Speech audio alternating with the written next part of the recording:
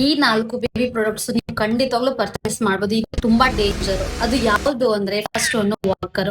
Walker ಏನಾಗುತ್ತೆ, ತುಂಬಾ ಮಗು ಲೇಟ್ ಆಗಿ ನಡೆಯೋದನ್ನ ಕಲಿಯುತ್ತೆ, ಮತ್ತೆ ಡೊಂಕ್ ಆಗಿ ನಡೆಯೋದು ಸ್ಟಾರ್ಟ್ ಆಗುತ್ತೆ. ವಾಕರ್ ಅಲ್ಲಿ ಇದೆ ಅಂತ ಬಿಟ್ಬಿಟ್ಟು ಕೆಲಸ ಮಾಡ್ತಾ ಇರ್ತಾರೆ. ಸೊ ಅವಾಗ ಅವರು ಸ್ಟೆಪ್ ಇಂದ ಬಿದ್ಬಿಟ್ಟು ಗಾಯ ಮಾಡ್ಕೊಳ್ಳೋದಿರುತ್ತೆ. ತುಂಬಾ ಡೇಂಜರ್ ಇದು. ಸೊ ಹಾಗಾಗಿ ವಾಕರ್ ನ ನೀವು ಮಕ್ಕಳಿಗೆ ತಗೊಂಡ್ಬಂದು ಕೊಡಬಾರ್ದು.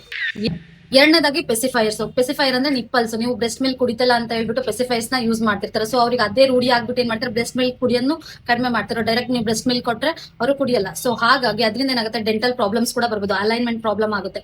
ಸೊ ಹಾಗಾಗಿ ಪೆಸಿಫೈರ್ಸ್ ನ ಯೂಸ್ ಮಾಡಬಾರ್ದು, ನೀವು ತಗೊಳಕ್ಕೂ ಹೋಗ್ಬಾರ್ದು. ಮೂರನೇದಾಗಿ ಪೌಡರ್ಸ್. ನೀವು ಯಾವುದೇ ಪೌಡರ್ಸ್ ನ ಕೊಟ್ಟಾಗ ಏನಾಗುತ್ತೆ, ಮಗುದು ಇನ್ಹೇಲರ್ ಅಂದ್ರೆ ಅದು ತಗೊಂಡಾಗ ಏನಾಗುತ್ತೆ, ಲಂಗ್ಸ್ ಗೆ ಹೋಗೋ ಚಾನ್ಸಸ್ ಗಳಿರುತ್ತೆ. ಸೊ ಹಾಗಾಗಿ ಪೌಡರ್ಸ್ ನ ಯೂಸ್ ಮಾಡಬಾರ್ದು. ನಾಲ್ಕನೇದಾಗಿ ಬ್ರೆಸ್ಟ್ ಮಿಲ್ಕ್ ಪಂಪ್. ಅದು ಯೂಶುವಲ್ ಆಗಿ ನಾವು ಯೂಸ್ ಮಾಡೋದು ಎಲ್ಲಿ ಅಂದ್ರೆ ಪ್ರೀಟರ್ಮ್ ಬೇಬೀಸ್ ಆದಾಗ ಏನ್ ಮಾಡ್ತೀವಿ, ಮಗುಗೆ ಶಕ್ತಿ ಇರಲ್ಲ ಅಂತ ಹೇಳ್ಬಿಟ್ಟು ಏನ್ ಮಾಡ್ತೀವಿ, ಬ್ರೆಸ್ಟ್ ಮಿಲ್ಕ್ ಪಂಪ್ ನ ಯೂಸ್ ಮಾಡ್ತೀವಿ. ಬಟ್ ಟರ್ಮ್ ಬೇಬೀಸ್ಗೆಲ್ಲ ನೀವು ಬ್ರೆಸ್ಟ್ ಮಿಲ್ಕ್ ಪಂಪ್ಸ್ ನ ಯೂಸ್ ಮಾಡಿದಾಗ ಅದು ರೂಢಿ ಆಗ್ಬಿಡುತ್ತೆ. ಸೊ ಹಾಗಾಗಿ ಬ್ರೆಸ್ಟ್ ಮಿಲ್ಕ್ ಪಂಪ್ ನ ಕೂಡ ನೀವು ತಗೊಳ್ಬಾರ್ದು. ನಿಮ್ಗೆ ಇನ್ ಕೇಸ್ ಇನ್ನೂ ಏನಾದ್ರು ಇನ್ಫಾರ್ಮೇಶನ್ ಬೇಕಿದ್ರೆ ನನಗೆ ಮೆಸೇಜ್ ಮಾಡಿ, ಕಾಂಟ್ಯಾಕ್ಟ್ ಮಾಡಿ. Thank you.